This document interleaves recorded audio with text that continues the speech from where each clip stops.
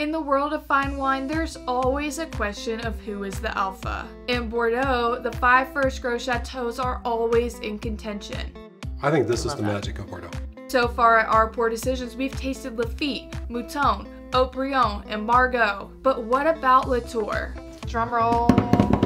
Some consider Chateau Latour to be the alpha among its peers, and especially after the estate was bought for $121 million in 1993 by François Pinault, one of the world's wealthiest individuals and owner of Gucci, I might add. Big investments were made in the vineyard and to modernize the winery. Join us for today's episode and we'll compare bottles before and after the Pinault acquisition, and also for a taste of their second wine, Les Forts de Latour. All right, hi wine lovers. Welcome to another episode of our Pour Decisions. I feel like it's almost a cliche at this point, but you're really excited about this, aren't you? I am so excited about this. I'm like a kid in a candy store.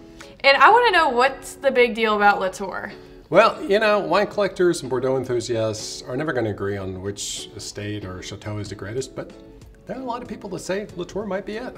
Wait, what about Lafite though? Well, Lafite is obviously, I think, a bigger brand name. They have a bigger production, they have a greater worldwide reach, but purists will say that Latour has the single best plot of land in entire Bordeaux. Well, I just want to remind you that you did say the 1990 Haut-Brion was the greatest wine you've ever tried in a previous video. And it's true, which is also why I'm so excited that we're going to have another spectacular tasting. All right, well, let's find out why my dad is so excited to try Latour. Today we're trying 3 bottles from Chateau Latour. After having such a great experience with Haut-Brion, Pops is really getting his hopes up. We'll be trying the Grand Wine from 1990 and 2000 vintages, which are both considered to be classics. Pops had the 2000 Latour at the restaurant Le Cinq 2 years ago, and when he got home, he acted like a kid who had just come back from Disney World. We'll also try Latour's second wine, Les Forts de Latour, from the stellar 2010 vintage. It'll be interesting to see how the second wine compares to the other 2. So I guess all of you now understand why I'm so excited.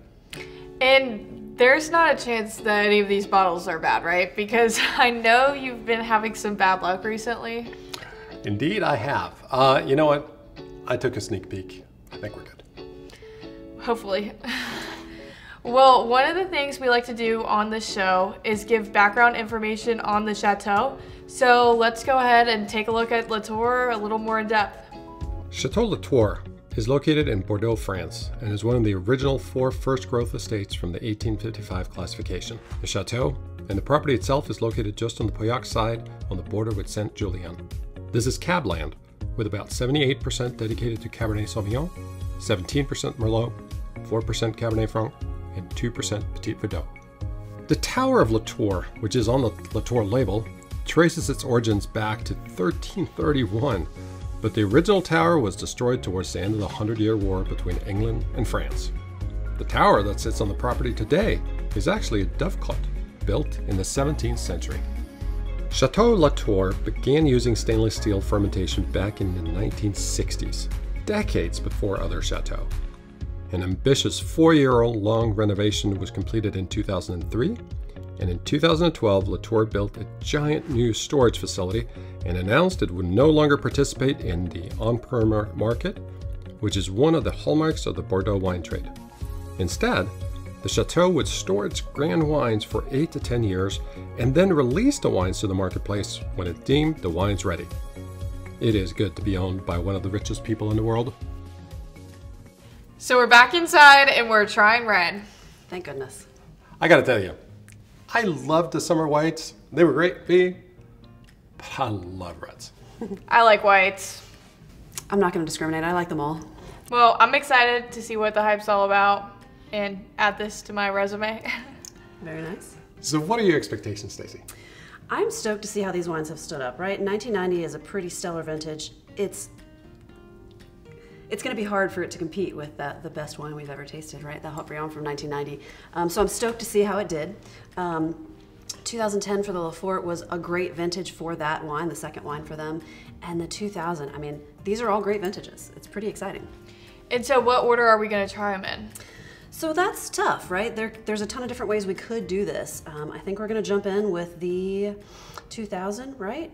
The Chateau Latour from the classic 2000 vintage is comprised of mostly Cabernet Sauvignon with some Merlot and a dollop of Cabernet Franc and Petit Verdot. The wine critics gave the wine anywhere from 97 to 100 points. An average score among the wine community on Cellar Tracker is 96.5, which is, for the record, very high. As all Latours, the wines were fermented in stainless steel vats and spent 18 months in 100% new French oak barrels. It's the deepest one of the bunch. Like, you just can't see through it. So I found that 2000, in my opinion, is super age-worthy. A lot of 2000s are still not ready. And I think this is just at the beginning of the drinking window. I think you're probably right. No, what do you get, B? You're like our super taster here. I mean, you really did nail it on the summer whites. That was pretty impressive. Definitely got a strong aroma. I'm surprised stinky wasn't your first thing. Because this is pretty stinky. I knew it was stinky, but it wasn't like, whoa, I can't drink this. I think it's got a lot of cedar. It is definitely like the old world kind of earthiness. There's some cedar, like you said. I get a bunch of tobacco on it. I get tons of tobacco. This is one thing that stands out to me. Ready to try it? I'm dying to. Cheers. Cheers.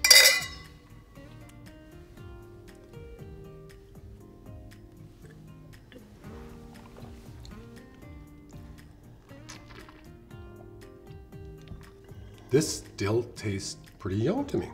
I think there's still so much time on this. It's kind of tight. How long did we decant?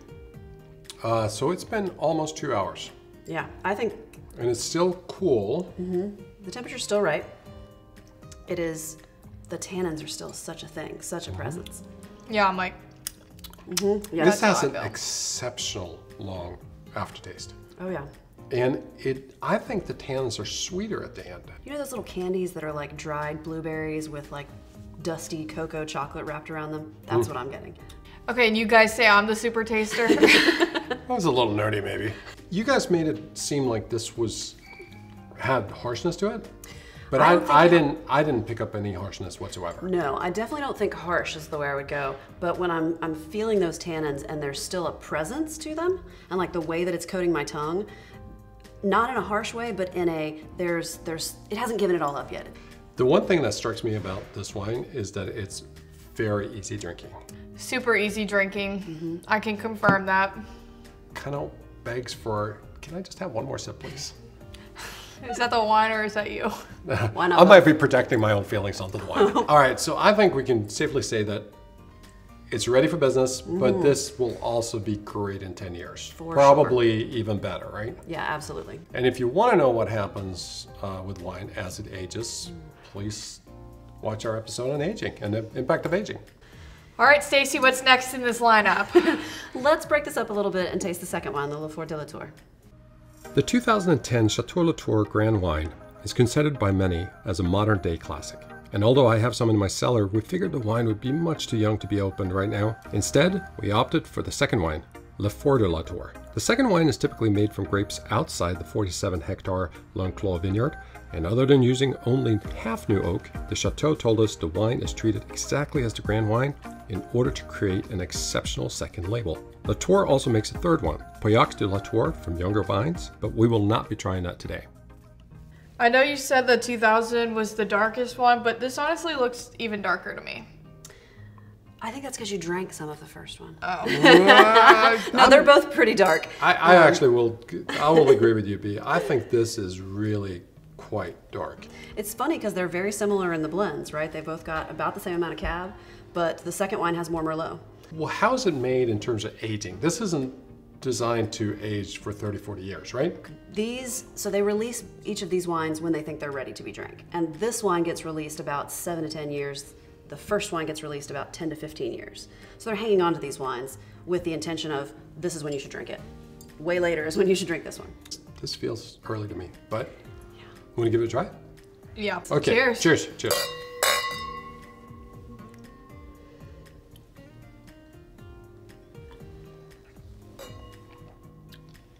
This kind of tastes a little harsh and a little one-dimensional, and I think maybe this just seems a little young to me.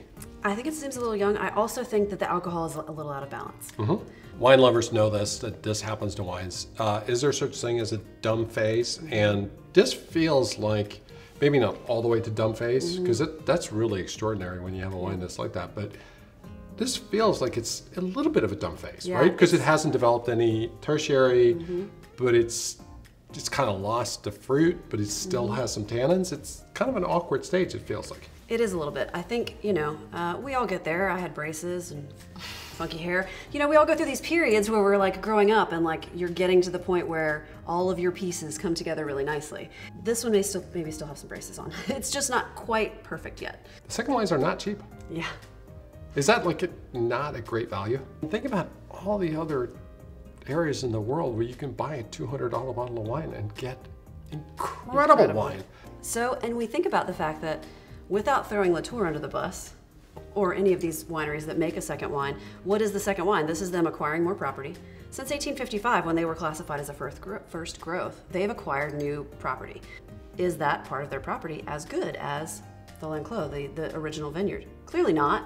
It is also younger vines, so they're not producing with quite as much concentration. They aren't quite as mature, so the fruit that's coming off of them isn't quite as good. Yeah, but the cynical part of me also thinks that the winery sells the second wine because they can, because of brand name, and because they have market power, and because people, when they want to buy it, if they don't want to spend $1,000 or can't spend $1,000, at least they can have like a sneak peek at $200, $300. And for me, I just don't know if it's worth that. Personally, I would give this a lot more time. Like, I'm thinking like 5 years before I open the next one. That was what I was going to say, 5 years at least. All right, well, we have one more to go.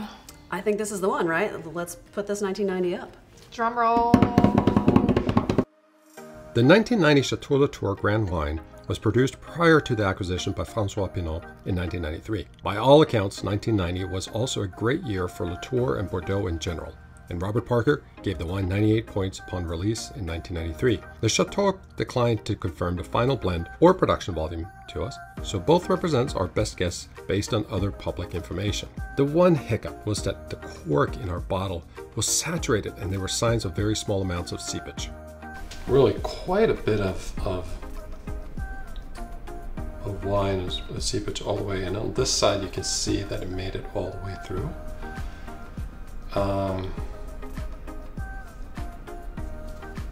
This will be interesting. However, the fill level was good. Let's hope the bottle is too. So this wine, obviously we have the 1990 Primeur. We were so excited about that wine. Yes. And it really was a stellar example of what Bordeaux can be. There's a lot of high expectations coming in this glass. Yeah, my expectations are sky high. The color on this one, we have to all agree, is not as dark as those first two, right? This has seen age. Without knowing what it is or what vintage, anything like that, I would definitely guess that this has seen some age. Oh my gosh. Very different. Oh my gosh. This is like old Bordeaux. I still get cedar, but I get tobacco, I get leather. I do not get the earthiness of Haut-Brion. Right. Like this, that kind of funkiness. I don't get that. Do you? No, I get, this is gonna sound weird, but I kind of get really dark chocolate. Ooh. I'm into that. Cheers. Cheers. Ooh.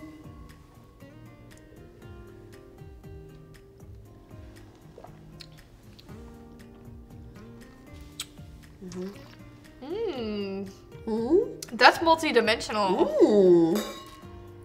I'm not upset about that. No. You are? That's good wine. Okay. No, that's really good wine. I'm not playing poker with him. Don't. He won a tournament before. Good to know. B, I'm curious what you think.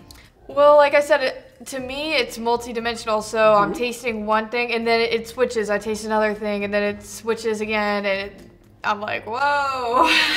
This is why you age it, right? Because it starts to bring out all of those flavors, and it gives you more. I think this is the magic of Bordeaux. I mean, this to me is why I come back to Bordeaux and why I'm a sucker for aging Bordeaux. At the same time, it's still not up to the 90 Haut-Brion. Let's just be clear, that is still #1 in my book. True story. True story. But this is just so soft and round and good. It is delightful. How lucky are we? Oh Super my lucky. Gosh. This is so cool. I want more of this. What a treat it was to try 3 Latour wines from 3 different vintages. Although Latour's second wine, the 2010 Les Forts de Latour, is highly rated, this particular bottle seemed to be in an awkward stage or dumb phase. The primary fruit was not really there, the tertiary aromas had not yet developed, and the tannins, well, they were still quite dominant. We'll give this another 5 years to mellow out.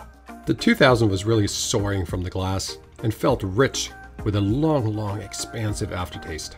The tannins and acidity left in the wine suggest that this has many years ahead of it. As crazy as it may sound, it feels as if this wine is just entering its drinking window. Even after being open for 4 hours, the wine continued to evolve and we all enjoyed it immensely, with steaks for dinner. Not surprisingly, the 1990 was our favorite. Ours may not have been the perfect bottle, but it was round, complex, and full of tobacco, cedar, and leather aromas. Bea may have nailed it when she commented on how multidimensional this wine was. It was our favorite during our tasting. After 3 hours, however, once we had packed up all our gear and we were ready to sit down and finish the last drops, well, the wine started to get a bit tired and it lost some of its warmth. However, this was still a memorable bottle of wine. All right, Jeff, you want to come and have a cheers with us? Which one are you choosing, Jeff? The 1990. The 1990? I think it's a good decision. I think it's a pretty decent decision. Yeah. I've seen you've been drinking in the background. Cheers, Cheers, everyone. Thank you for watching. Cheers, thank you. Cheers. I love the fact Aww. that she is starting to really appreciate good red wine, because it is magical.